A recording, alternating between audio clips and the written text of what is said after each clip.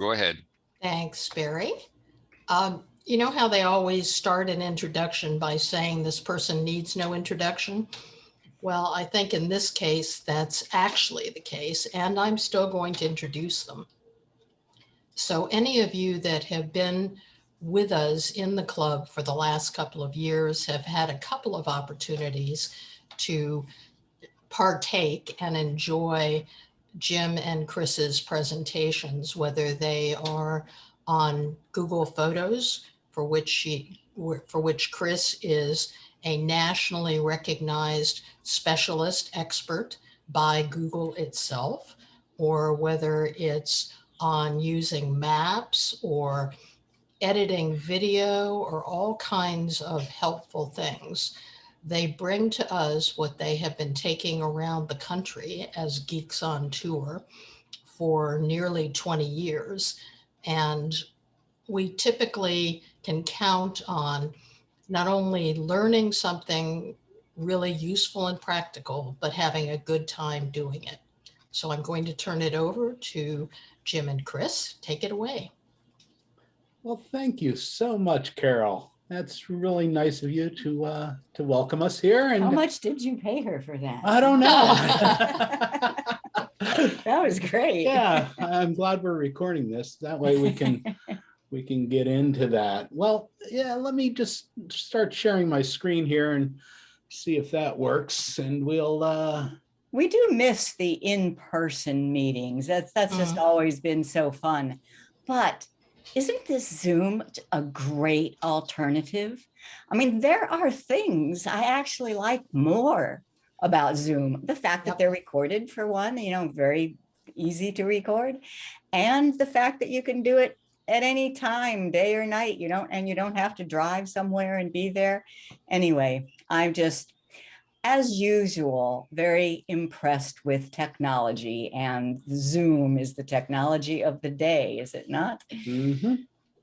So let's get in with the slideshow here, I guess. And so as Carol mentioned, we have given specific topics before, and today we're just going to give you a hodgepodge of tech tips from our bag of tricks and tips. And I love questions. How much time? I didn't ask. When do you usually end? We figure that you'll take 30 to 40 minutes with some initial questions. Okay. All right.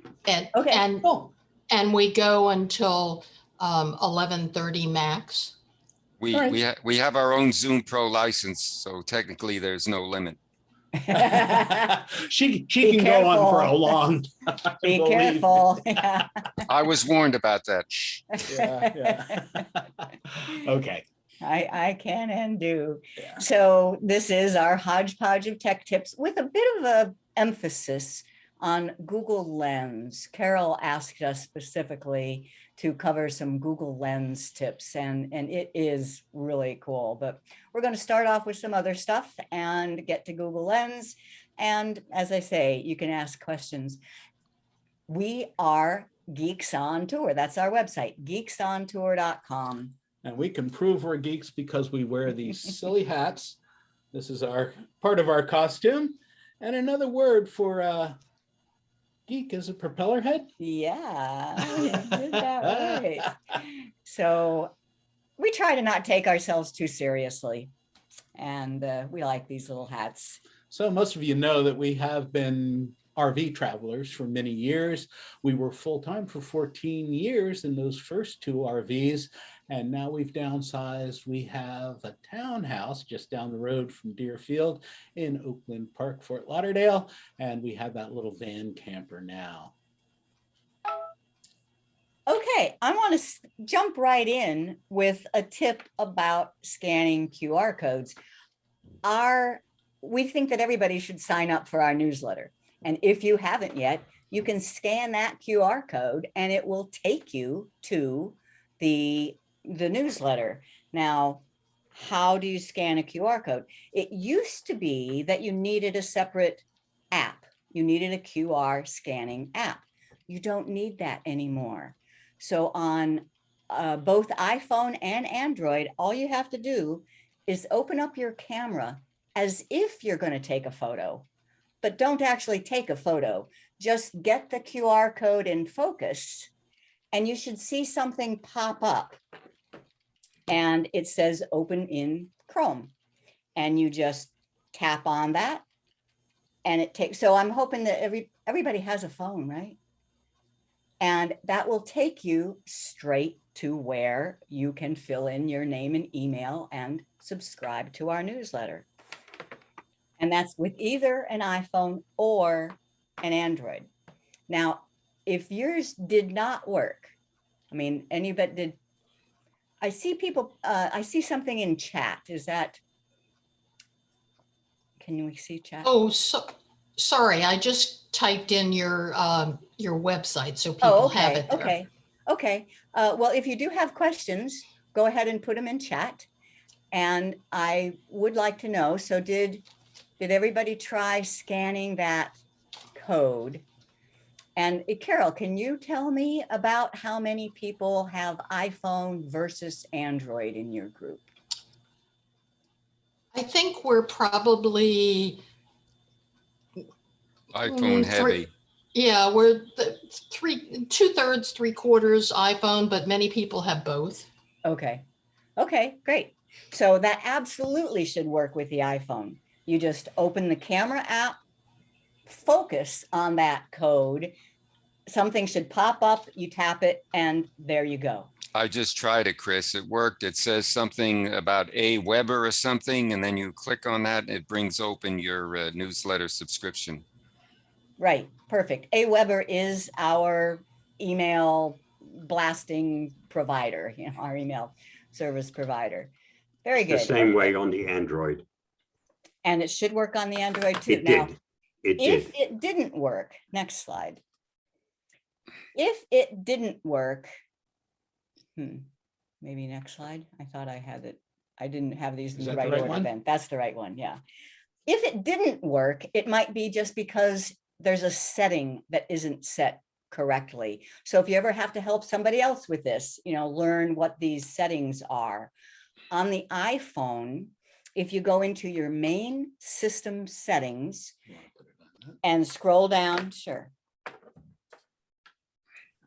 And scroll down to camera. So settings. And then scroll down to till you see camera. It's a ways down there. Camera. Then there is just a setting, scan QR codes. If yours is off, then what I just told you to do didn't work. That needs to be on. I believe it's on by default, but that's where it is. And on an Android, mine happens to be a Samsung. It's not in the main system settings, it's in the camera. So you open the camera and then you tap on settings, which is that gear. And same thing, you will find a setting for scan QR codes. If that's off, then what I just have you do would not work. It needs to be on. Right, back to slideshow. But then what if, so you scan that QR code and you see there's a form to fill out. And you say, oh, I don't want to fill that out now, but how can I hold on to this QR code? How can I scan it later? How about, can I take a picture of it and then scan it later? And yes, absolutely. If you use Google Photos, and we have a little video to show you what I mean here. So that's 559, video number 559. All right. And all of these videos are available on our website.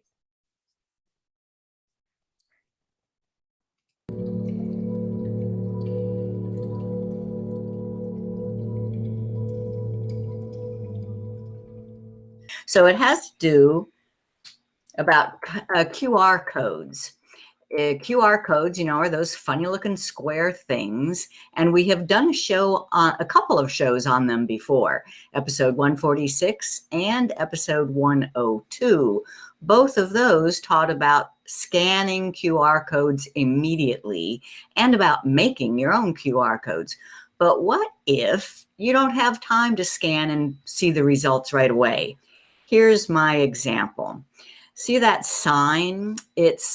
Was a billboard at a Civil War park that we were at in Mississippi somewhere a while ago. If you say so. And if you look closely, there's a QR code on it. And it said, scan this QR code to watch a video of the reenactment of the war, of the battle that took place here at Railroad Redoubt. Well, I took instead of scanning it and watching the video while we're standing there in the hot sun, I just took a photo of that. And then using Google Photos, and that little button there with the 2 dots in the middle is called Lens. So let me show you how that works. So this works the same on an iPhone or an Android. This happens to be my Android, and because it's Google Photos, so Google Photos works the same. So I go to Google Photos, and I'll bet you I can find that picture by searching for QR code. All right.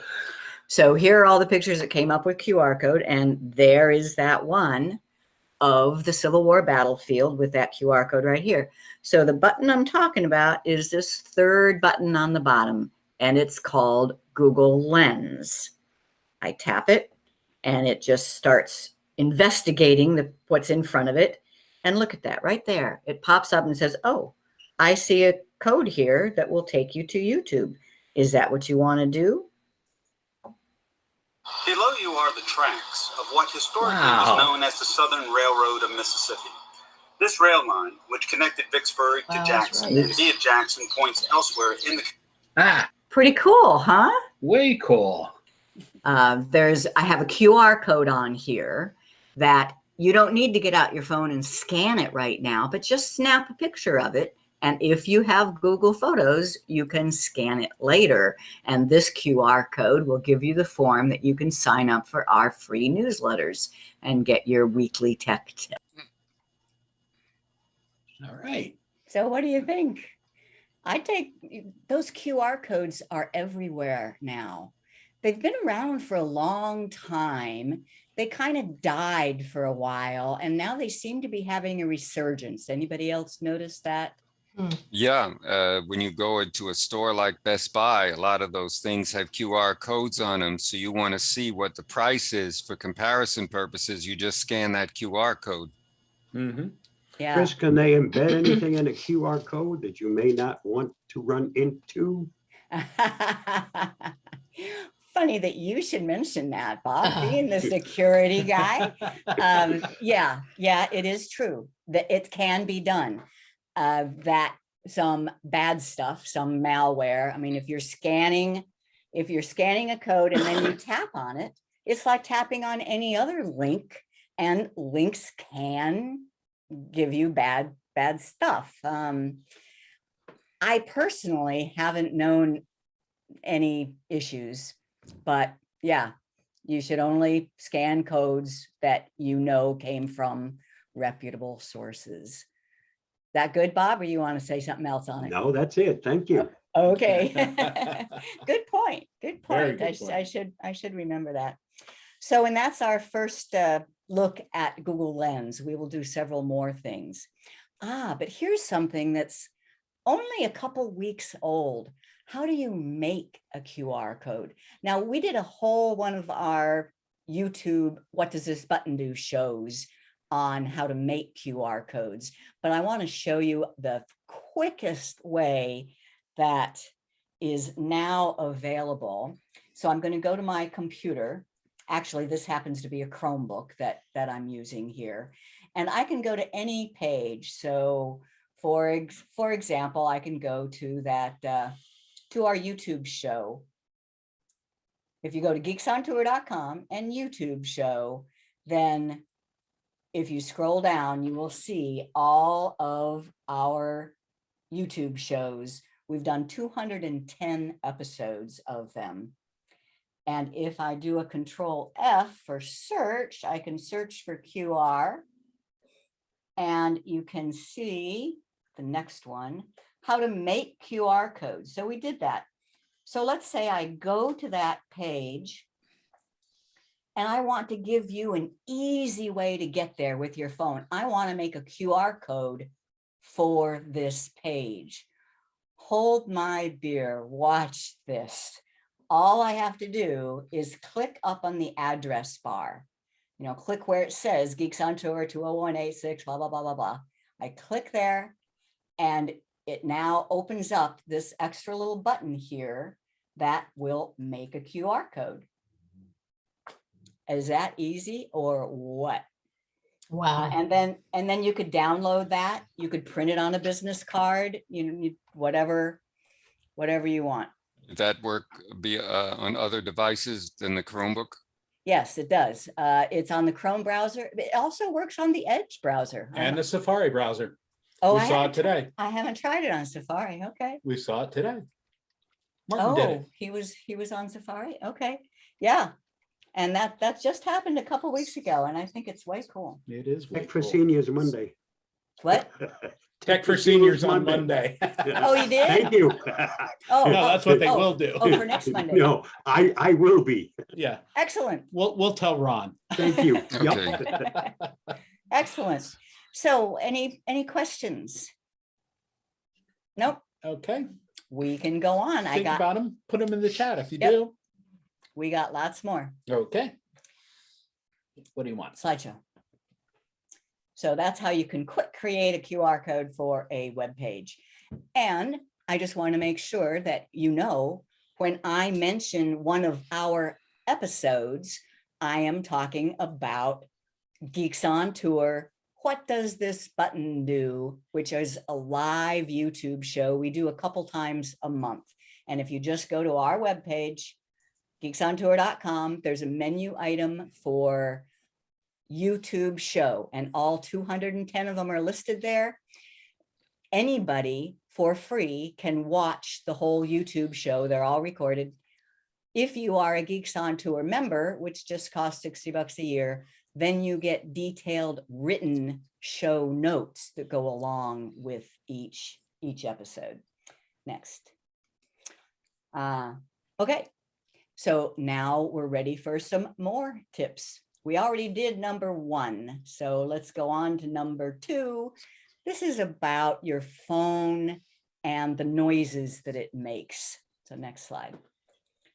Stop the ringing. Okay, you have your phone there, right? I do. I'm going to call Jim, and we'll see how long it takes him to realize that his phone is making this annoying noise, and like he's in a theater or in a seminar, and he needs to stop it from ringing. Yeah. Okay, so it's calling him now. Uh-oh.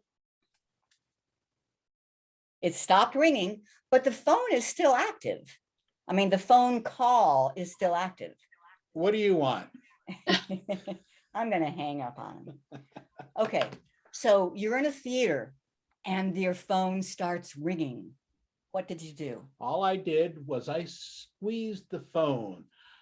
By squeezing the phone, I hit one of the buttons, and any of the buttons will stop the ringing. So it's a really good thing to know. If all you need to do, and you can even do it if it's in your pocket or maybe in your purse, ladies, you can just squeeze it, try and hit one of the buttons, and it will stop the ringing. The call will continue. You can still answer it. You can get up. Noise just stops. It's not that way on every phone, but in the LGs with the button on the back, it's a little tougher to hit. But generally speaking, iPhones, Androids, that'll work. If you take a look at the side edges of your phone, on one side, you should see your volume up and down. And on the other side, you should see the power. So if it's any of those 3 buttons, volume up and down or power, will stop the ringing, but the call still continues. And you can answer it, or if you don't answer it, it'll go to voicemail. Yeah. So that's one of our favorite tips. Maybe it has something to do with the fact that we teach seminars In front of live audiences. and phones keep ringing. Yeah, but it even happens in Zoom.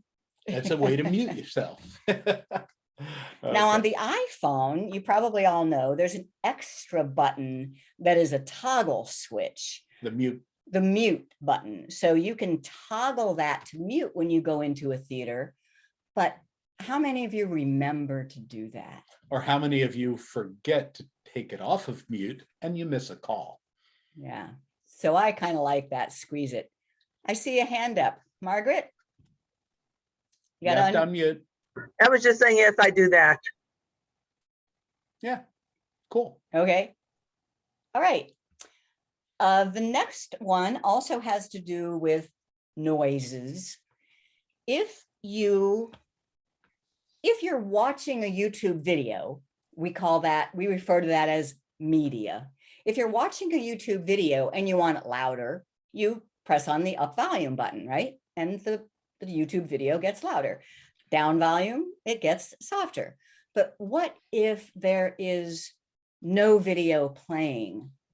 What does pressing the up and the down volume buttons do? Does it change the ringing noise? I mean, I miss so many phone calls. I want to make sure that my phone ringer is as loud as possible. But I'm not sure. If I press the up volume on an iPhone, it should tell you. So here, put this.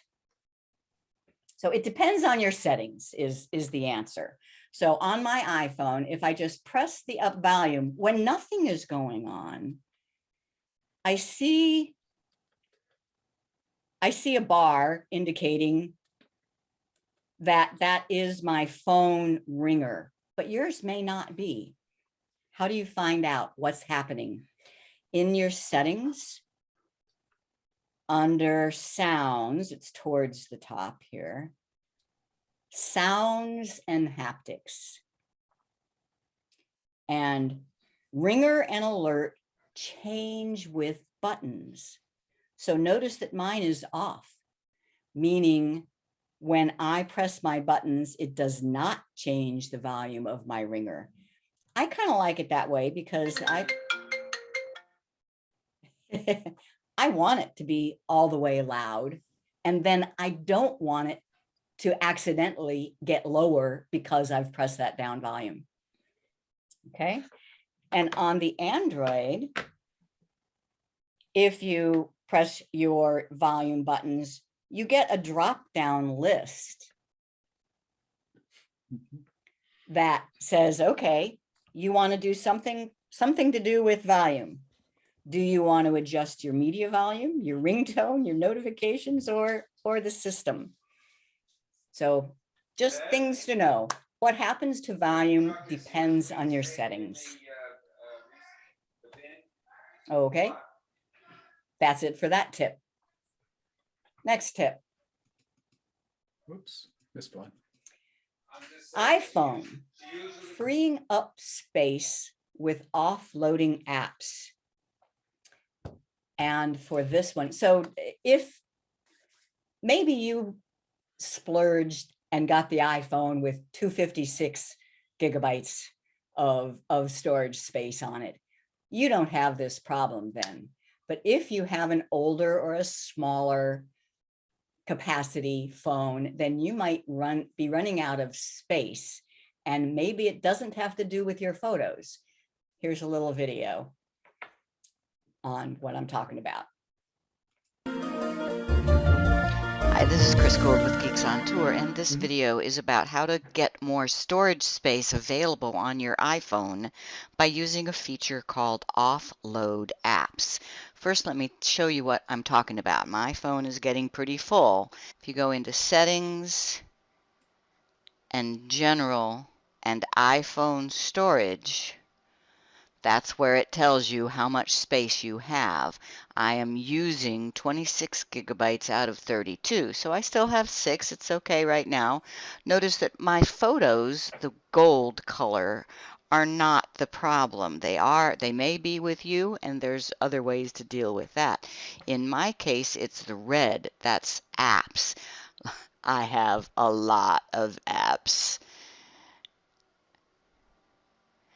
And 10 gigabytes are in the system. There's nothing I can do about that. I could go through and uninstall apps, but that's such a hard thing to do. Check out this setting. Under Apps, iTunes and App Store, offload unused apps. Now, I even have that turned on and I'm getting full, so I think I need a new phone. But if you don't have that turned on, it can give you a lot of space. Automatically remove unused apps, but keep all documents and data. Reinstalling the app will place back your data if the app is still available in the App Store. Let me show you how it works. It works automatically. It just finds apps that you haven't used in a while, and it offloads them. It doesn't uninstall. Look at this one called Layout. It says I've rarely used that, if ever, and now it has a little cloud on it. That means that I have that app, but it has been removed from the phone. If I want to use it and I tap it, it's just like it was there, but it's going to take a minute to download the app again, and it will come back with all your settings. So that is what is meant by offloading apps to free up space on an iPhone. So I'm curious, has anybody used that on their phone? Or do you all have 256 gigabyte phones? Margaret says yes. I've used it also.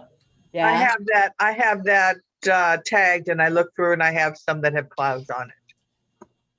you have some with clouds on it. Okay, yeah. So that's what it means. And there's no similar feature on the Android. If you want to get rid of apps on an Android, you need to uninstall them. You can find out what apps you own and in a list and reinstall them, but this just makes it so easy on the iPhone that the apps are still there on your home screen, but they're not really there. They're just kind of a shell. And if you want to use it, you just tap and it downloads them for you. All right. Next, I think we better get to the Google Lens. Yeah. If we have time, we'll go back to ones we missed. But Google Lens, what am I talking about with Google Lens? Google Lens turns your phone into a magic magnifying glass where you can Google the world around you. So, for example, I bought these plants. The green is disappearing on the green screen, but you get the idea. So I bought these at Home Depot or something, and I want to plant them, but I don't know. It didn't come with any instructions. I need to know, what kind of plant is that? Should I put it in the shade or in the sun? What I'm going to do is, and this works pretty much the same on iPhone or Android, but since most of you have iPhones, I'm going to do it with that. So on an iPhone, the way you get to Google Lens is with the Google search icon. So the G, the multicolored G, I tap it, and then right there is the Google Lens button. Right at the right-hand side of the search bar, I just tap that lens. Okay, now, I needed to do it with this, didn't I? Yeah. In order to show, sorry. I am going to have to do it for this part of the demonstration. I need it to be my Android, but it will work on the iPhone. And on the Android, we actually you have to download the Lens app. So Lens is a separate app on the Android. And now I'm going to pick it up and you will see me look at the plant.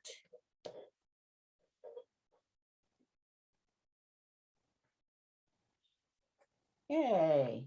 Okay. So there I'm looking at the plant. I'm just pointing my phone at it after having opened the Google Lens. And it says, just tap the button to search for whatever you're looking at. It's looking for results and it finds that that is a bromeliad. I tap where it says bromeliad. And if I read through this, I'm sure I will find somewhere plant feature, information about watering. Let's see, anybody see something that we'll just learn more.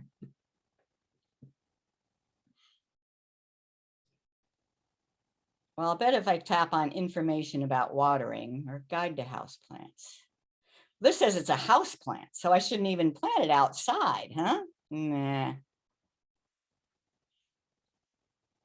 Anyway, you get the idea. I've used my phone to ask a question about something that I see in my real world. It tells me what it is, and then I can scroll through and find all sorts of other information. Excuse me? Yeah. I just found an app called Seek where you can take a picture of something like a plant, even an amphibian outside that you see, or a bird, and it'll identify it for you. Great. Great. Yeah, but you don't need another app. I mean, well, No. if you use Google Photos can do all that for you. And I'll bet it might even be better than the individual app. I just pointed at my shaver and it came up with about 10 different pictures of different shavers.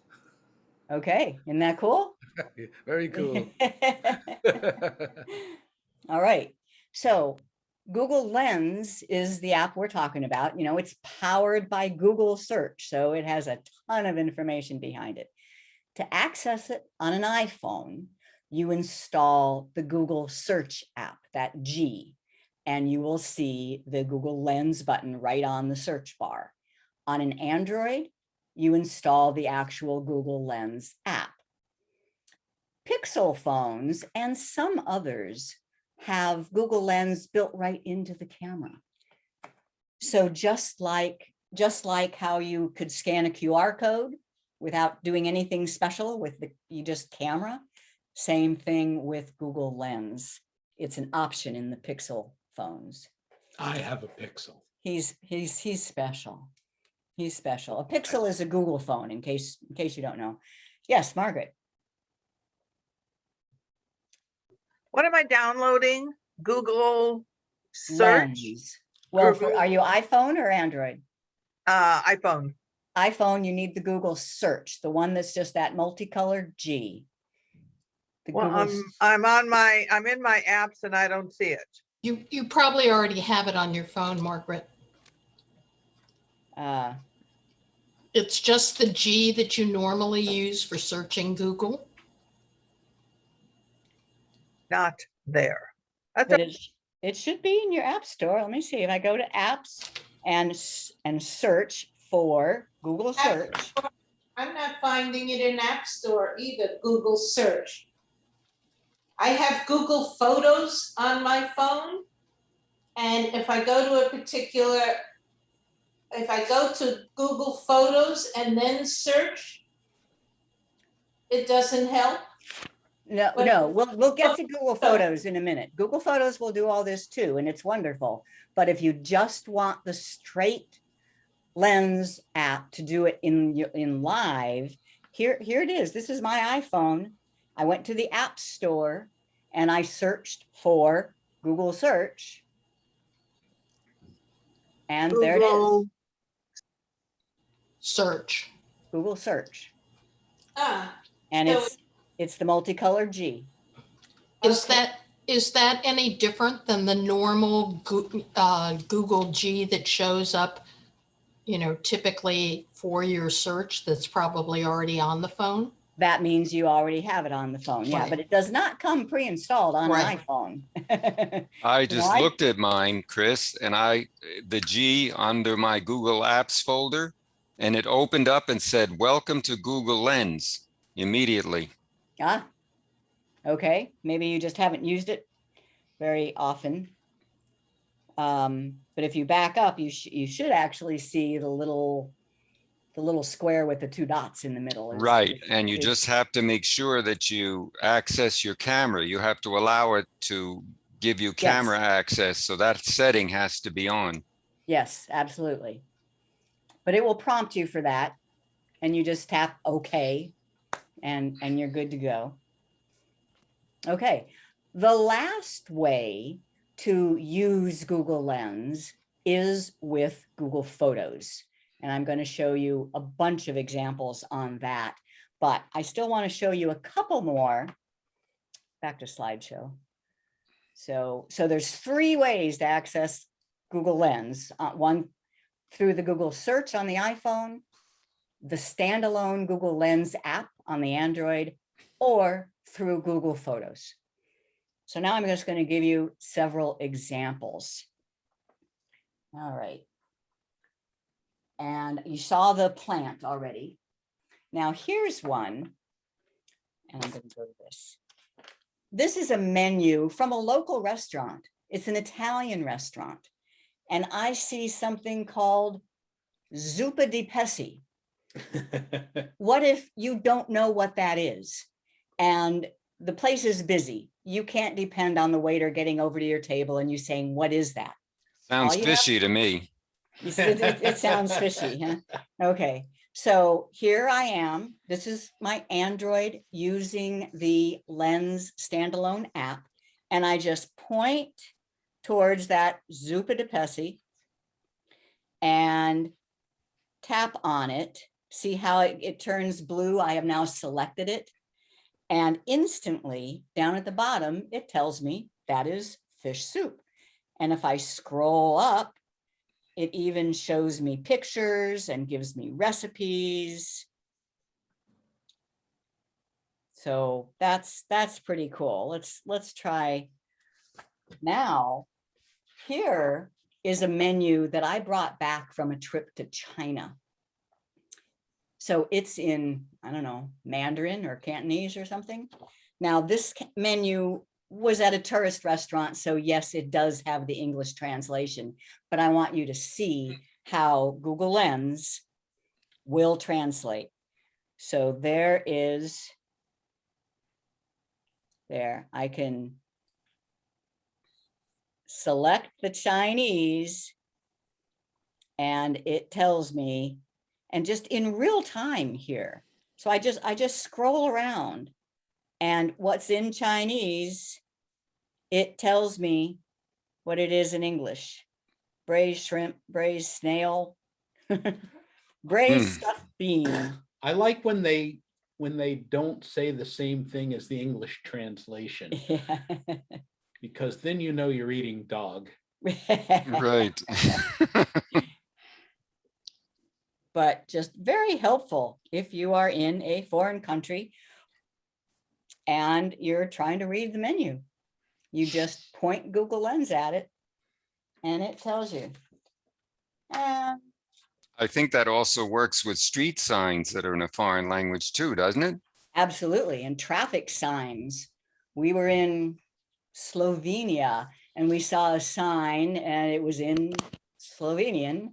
And we just pointed Google Lens at it and it said, you know, do not enter, steep fall ahead or something like that. So bridge is out. we were really happy that we had that translation. Now, yeah. I'm sorry, go ahead, Chris. No, go ahead. Can you go outside? I pointed it at a bunch of flowers out there or trees, and it's identified what exactly I'm pointing at. It's amazing. Absolutely. Now, it's not always perfect. You know, you have to, take it all with a bit of a grain of salt, but it's super, super helpful. I have in my hand here a paper bill that I can't even tell from what country. My mother was a world traveler and she collected some bills from every country she went to. I don't even know what this one is. So I'm going to point Google Lens at it. And it says to tap the shutter button. And it says that that is a £1 Irish bill.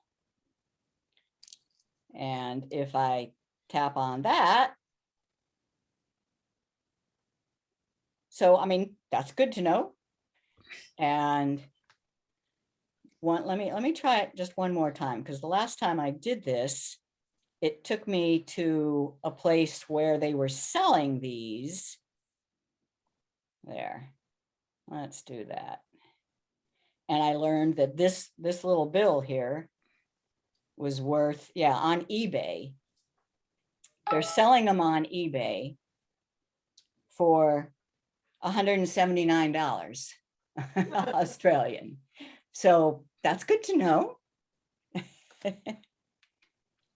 So that's using Google Lens live. Just point your phone, and like I say, it's like having a magic mirror, a magic magnifying glass to say, what's this, what's this, what's that? But now let me take you to Google Photos. And that back here, just for later. Does Google Lens do QR codes? Yes. I think so. Yes. But once again, you don't need it, because just your camera does it. But I'm pretty sure it does. Jim says yes. Okay. But she doesn't ever believe what I say, so don't worry about it. But we know that Chris is a certified Google Photos expert. Yes, and I wrote a book on Google Photos, and Google, yeah, says that I'm an expert. So, but there's still more things to know.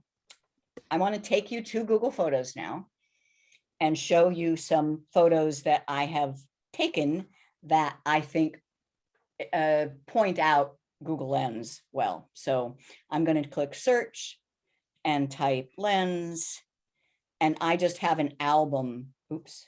I have an album of examples for using Google Lens. This picture, it will identify landmarks for you. So this is obviously in Utah somewhere, because that's where these arches are. So it's some arch, but what arch? I want to know exactly what arch it is. In Google Photos, there's this lens button. And it investigates the picture, and it tells me that's the Corona arch. Good to know. I would have called that the delicate arch. So I would have been wrong. Let me get that in. Okay.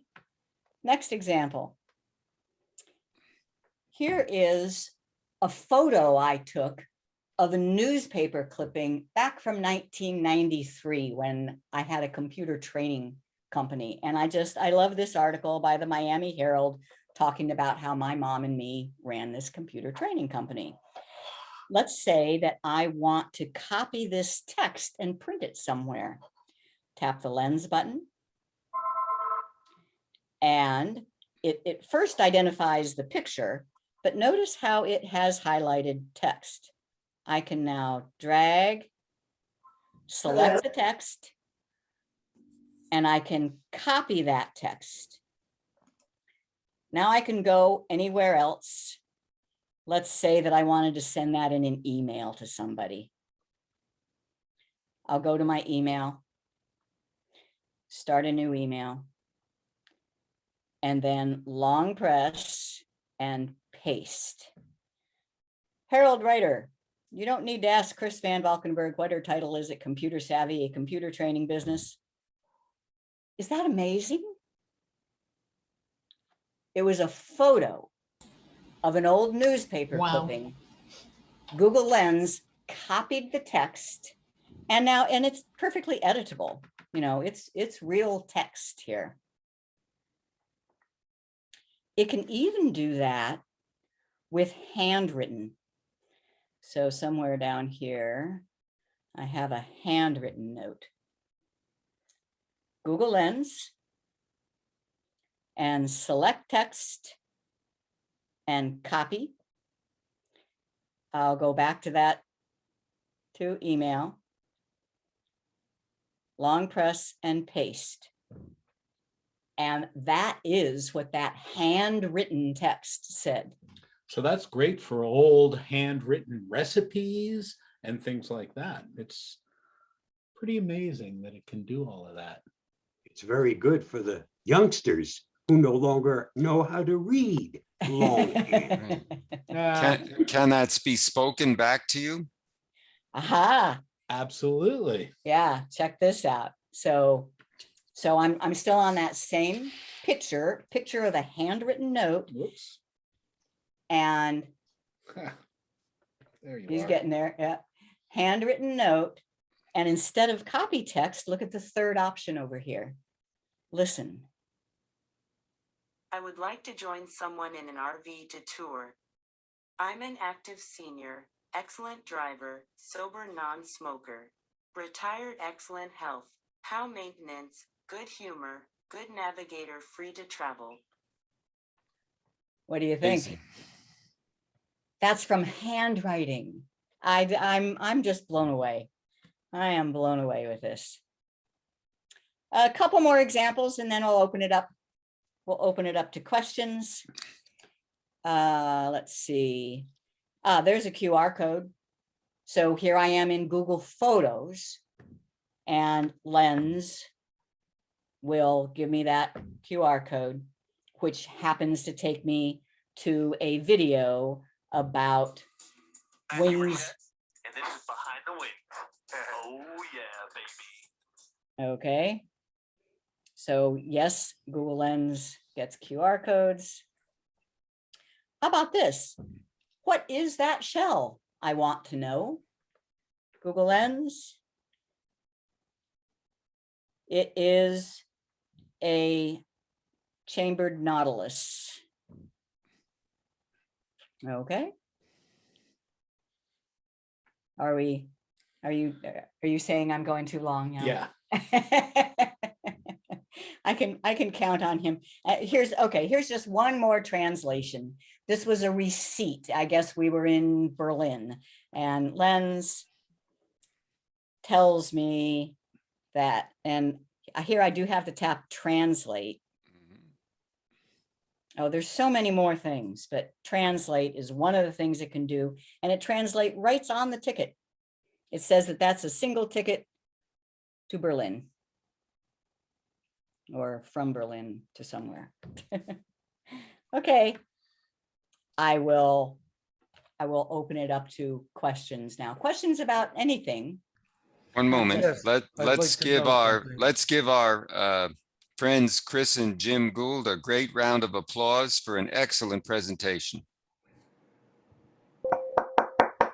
Thank you. Thank you. Thank you. Yes, I'd like to know about increasing the number of rings on an iPhone. Where is that in the settings? I don't see it. There is none. Wouldn't that be nice? You mean it rings, and by the time you get to it, it stops. You mean they dictate how many rings you're going to have? I have never been able to find none. a setting on any phone. Terrible. No, but usually if you only get 4 rings and it hangs up, it is spam. Yeah, it's terrible. Yeah. Yeah. Well, if you have it set for unknown callers, then it will go, will identify it as spam in your recents list on the iPhone. Yeah, sometimes some of them get through though. So you're supposed to carry your phone with you at all times. At all times. And if you're naked, tape it to your arm. I do.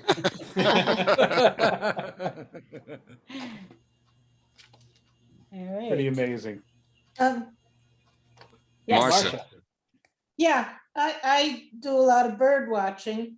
So I try to make use of that with the picture, some image of a bird that I had taken with the Google Photos.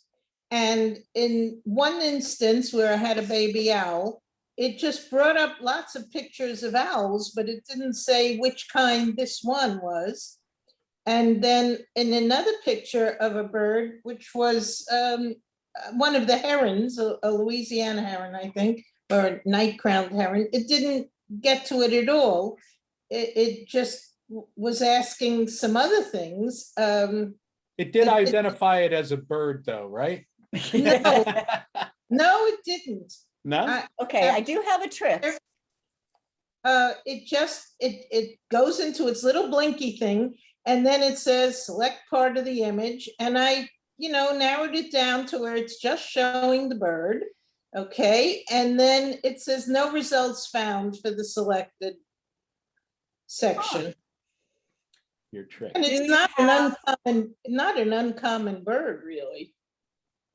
Now this is all being done in the cloud. So one key that I did not mention is you do have to have a good internet connection for it to work and for it to work well. So that's one thing. And I do have a little trick, but it kind of sounds like maybe you already did that, but let me show you. So here is a picture. This is actually our backyard, and these ducks, geese, whatever they are, seem to be hanging around a lot. They are actually Egyptian geese.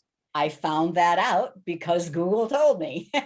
Perfect. So I tap on lens, and it does come up with Egyptian goose right away. But if it didn't, I might click on the options. Where is it? There's a crop, and it looks like you did do that. Yes. So the closer you are to the object that you want, the more likely you will get good results. But it does sound like it, but see, this just came up immediately and said Egyptian goose. So we've named them. Named Cleopatra. Our Egyptian geese. Our Egyptian geese. They are very recent arrivals in America. They are very noisy. Oh my God, are they noisy? Yes. So the source of all of the photos that you're showing is from your personal albums, correct? These are my personal pictures for my eyes only in my Google Photos. Yes. Until we share them. Yeah, I can share anything I want. And how many photos do you really have, Chris? I have over 100,000. I didn't show you business cards. Oh, I have to show you business cards. Okay. So I take pictures of business cards and I put them in my Google Photos in an album called business cards. So here, for example, is my banker. And, I don't want to put her in my contacts, but I know how to find the business card, tap on lens, and it recognizes that there's a phone number in there and I can call. Wow. Yeah.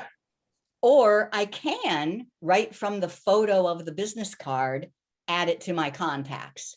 But I don't want to. I don't want her in my contacts. But I know anytime I want, I can find her business card and call or email her. I tap on email. It reads the email address from the business card and sends an email to her. Any other questions? Well, I've Chris? got one. Oh, go ahead. This might be a very good time to also mention that because Google Photos will change now, especially in the month of May, upload everything you got and do it quickly, because anything you upload now is still covered under no limits. As long as you upload it in high quality. Right. Chris, you were going to talk more about that, weren't you? Well, no, I wasn't, but I can. Our last episode 210 on our YouTube shows was all about that, all about what to do. And you don't have to do anything, I mean, I already have 100,000 pictures up there. I am paying 0 for them, and I will still be paying 0 for them after June 1. Now, Chris, how many you do have, gigabytes? yeah, How many gigabytes of memory do you have on your phone? 128. Okay. On your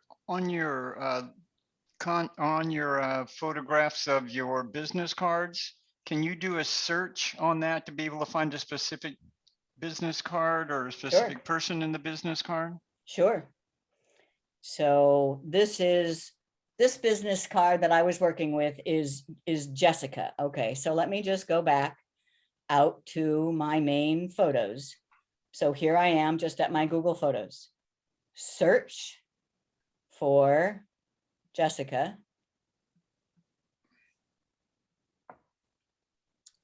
And there she is.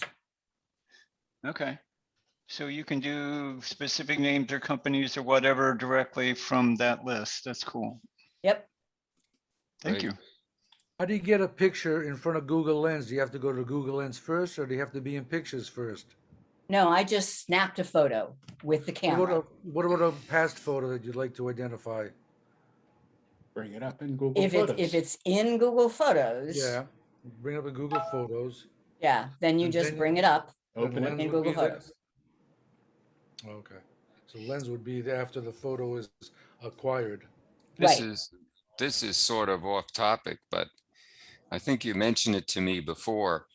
How do you project your iPhone and your Android phone on the screen like you're doing and using your finger? I guess it's a document scanner that you rigged up. The document camera. Mm-hmm. It's a document camera. It's called a Ziggy. That's his job. That's my job. We have multiple cameras on this, and I use OBS to bring them into whatever we're doing. Okay. So it's a separate camera and it's just pointing down. Chris, do you want to say a little more about what's included on some of those videos talking about uploading your photos in terms of dealing with videos and photos from different places and things, so people get some sense of the range of things they can be getting off their systems and keeping for free? Yeah, any photos or videos can be uploaded to Google Photos. And if you check the box that says high quality as opposed to original quality, then they count for 0 storage space before June 1. Now, so what that means, if you have thousands of pictures on your computer that are not yet in Google Photos, yeah, now's the time to upload them. Especially videos. Especially videos, because they take a lot of space. But for example, do you have to do that, Jim? No, I'm on a Pixel phone, so all of mine are already there. And after June 1st, they'll stay that way. But we do pay $2 a month to Google for the Google One storage. That gives us 100 gigabytes, and we don't have to worry about it. $2 a month is not a big deal. A lot of you who are already using iPhotos or the iCloud, you're already paying 99 cents a month on Apple's cloud storage. So, it depends on how you're using this.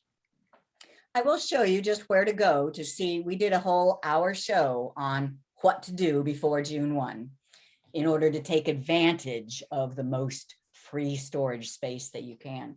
So if you go to our website at geeksontour.com, click on YouTube show. All right. It was the last episode 210. Google Photos, do these 2 things before June 1. And right now, the show notes, the detailed written notes are available for anybody for another week. Then I shut them down for members only. But so you can just read through and see. So number one, upload everything. And this tells you how to do it. Number two, recover storage. So if per chance you have uploaded to Google Photos in original quality, they're taking up space. You can retroactively compress them so that they will be taking up 0 space on June 1. And you talk about dealing with videos and things on USBs and on disks and all kinds of stuff, right? Talk about it, but don't actually do it. I do talk about on CDs. Mhm. You know, if you have backup photos on CDs. But it's all basically the same concept. Mhm. But if you have VHS tapes, this is what I'm working on. I mean, my photos are already up there. I've been using Google Photos for years. Everything is up there. But now that the storage is changing, I am digging out all my old VHS tapes, home movie tapes, and I'm sending them off to a service to digitize them so that I can get those into Google Photos before June 1.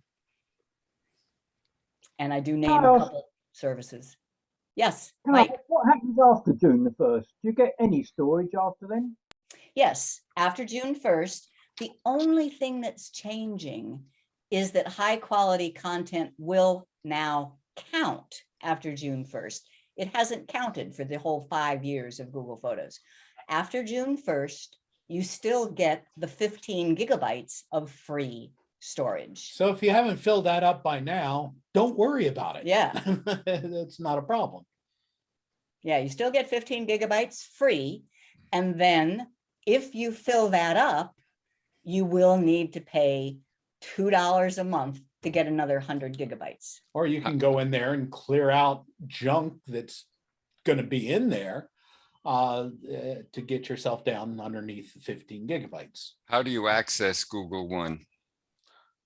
One.google.com, and I can show you that. It's just one.google.com.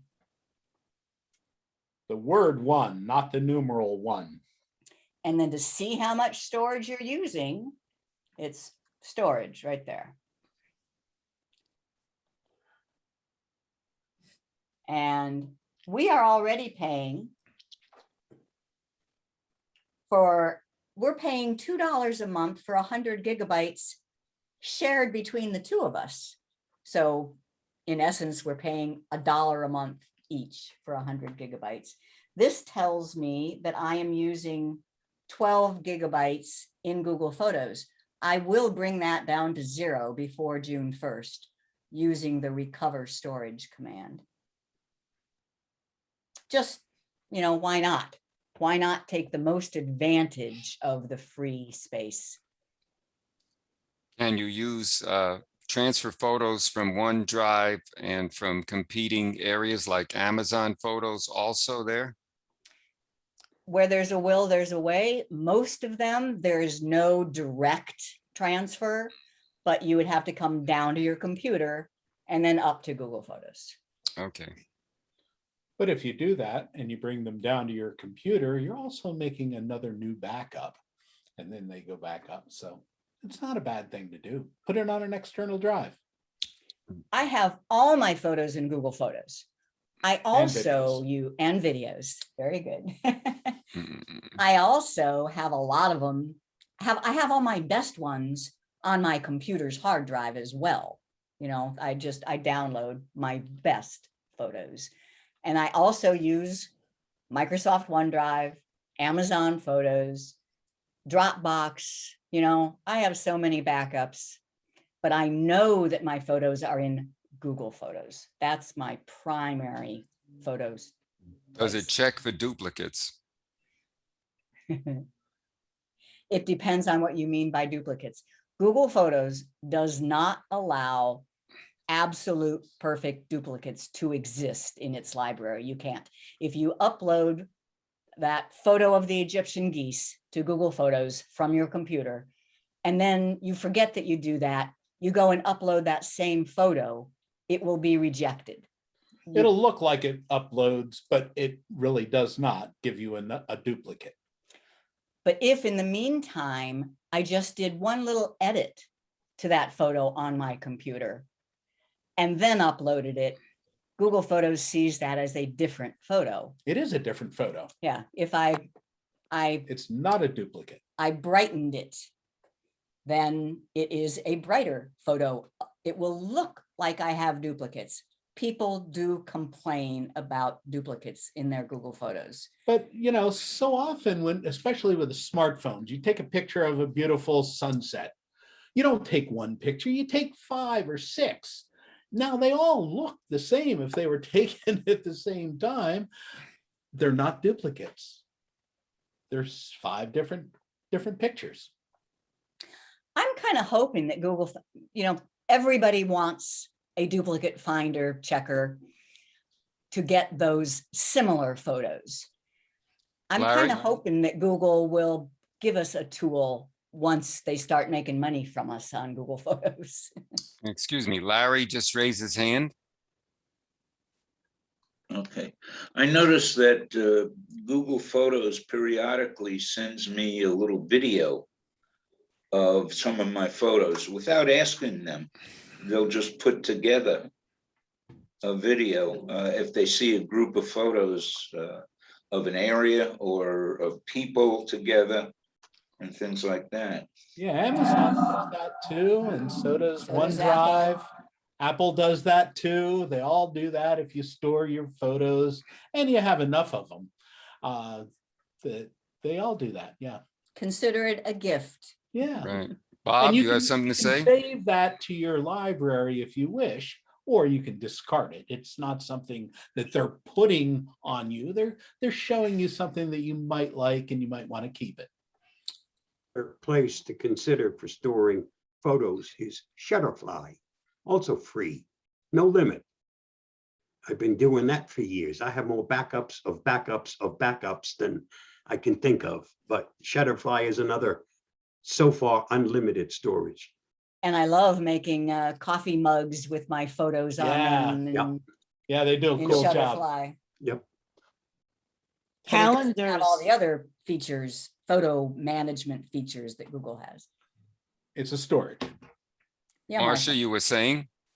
My daughter every year makes a family calendar using pictures on Shutterfly, and she pulls the pictures from Facebook or from our own files, and it all works very easily with Shutterfly. Yeah, it's great. And Shutterfly now does have a direct access to your Google Photos as well.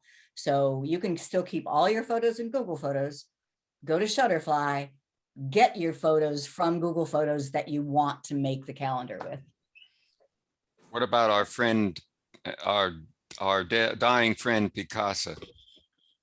What about it? It's already retired. It's not dead. Oh, it's Okay. dead now. Well, it's dead.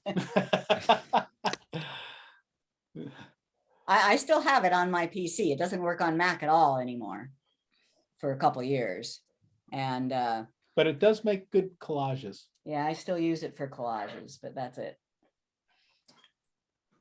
If people stored things in Picasa, can they still access them? Pictures that are stored in Picasa are on your local hard drive. They're nowhere else. So, you know, in the old days, there was Picasa web albums, but that's part of your Google storage. So it's part of your Google. So, yeah, but Picasa was software on your computer to work with pictures on your computer. And the pictures were never stored in Picasa. Picasa was the tool to work with pictures that were on your computer. And so people can still get them that way. I have someone who stores her pictures in Picasa, so she won't have trouble accessing them on her computer, right? On her computer, no. She won't have any trouble accessing them on her computer. On a Windows computer. Yes. On a Mac computer with the Intel processor. Yeah. If you have an Intel processor, Picasa just doesn't work anymore at all. You try to open it, you'll get an error. Excuse me, Irving, you have your hand raised? Yes, please.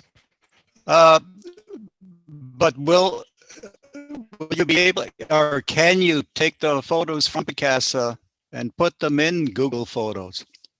Not using tools in Picasa. You have to understand that your pictures are not in Picasa. They're on your hard drive. So you use Google tools to copy them from your hard drive to Google Photos. Yes. Pictures are on your computer. You can load them to Google Photos. And there are a couple of ways to do that. But the button inside of Picasa no longer works. Thank you. I Okay. Yeah. have a Anybody else? question. It's Carol. So if you've got bunches of JPEGs that you've made from using the snipping tool or something to take images, can those be uploaded? Sure.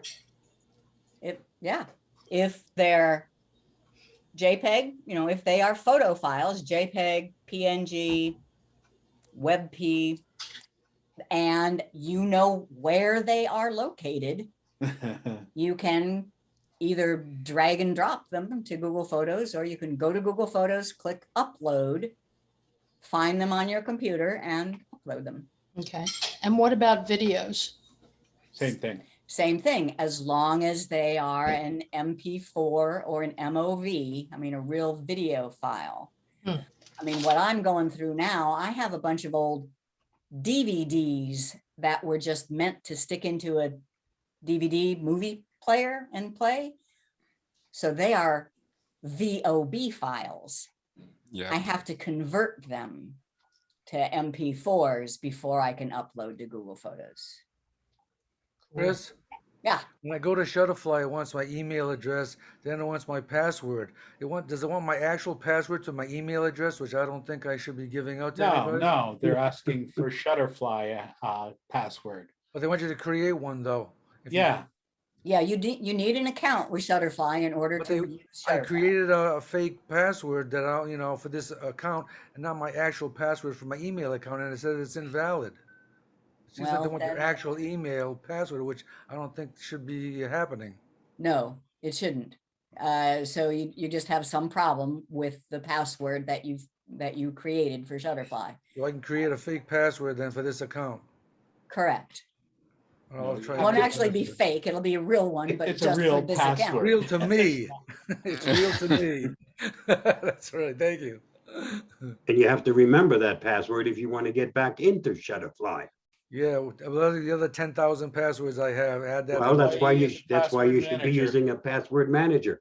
Yeah, Like yeah, LastPass. Time to go to the manager. That's right. Mhm. All right. Okay. It was fun. We'll do Yes. it again. Maybe we'll come in November when you open up again. That is just That's so wonderful. cool. You have an open invitation anytime. Okay. Well, whenever we're in town. Thank you. Okay. We'll see you, and I'm going to continue the meeting unless you want to stick around. Nah, we're gonna get out of here. Okay. We'll see you on Thanks. Monday. Thanks, y'all. And I Thanks. see a See you couple. guys.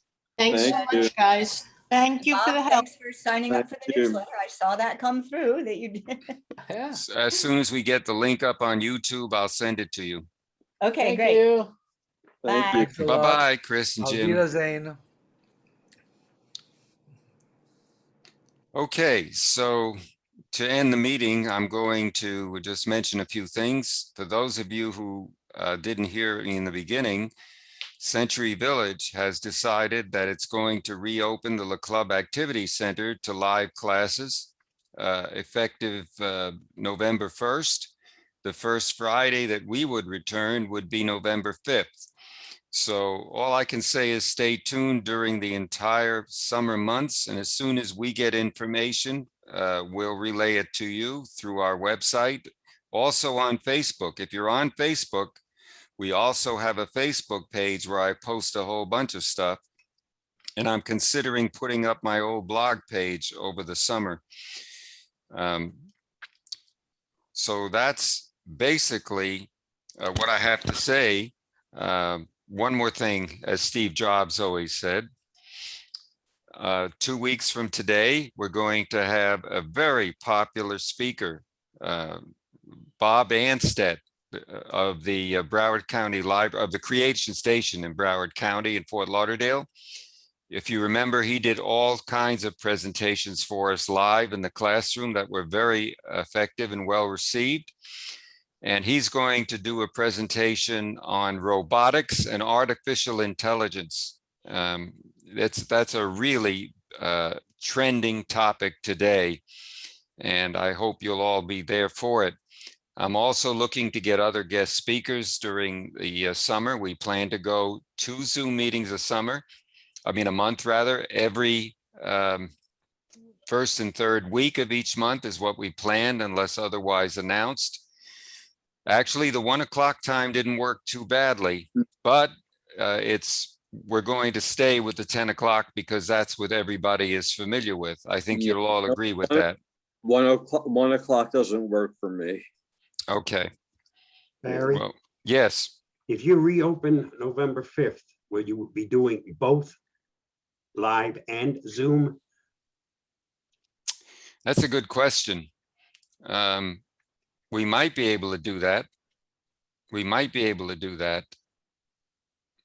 I haven't thought about that, Bob, but we'll discuss that as time goes by. And it's certain. If you have it both ways, then you have those that come in person and those that can't can still join the meeting. And there's no reason why you can't have it both ways. That's right. Yep, that deserves a lot of active consideration. My synagogue does it that way.